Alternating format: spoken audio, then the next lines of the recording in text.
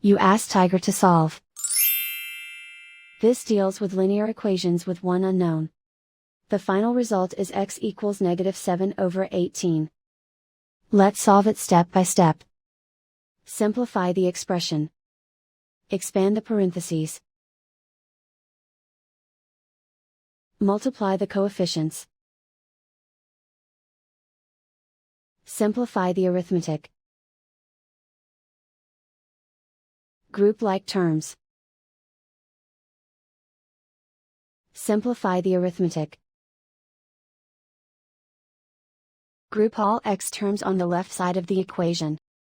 Subtract 16x from both sides. Simplify the arithmetic. Group like terms. Simplify the arithmetic. Isolate the x. Divide both sides by -18. Cancel out the negatives. Simplify the fraction.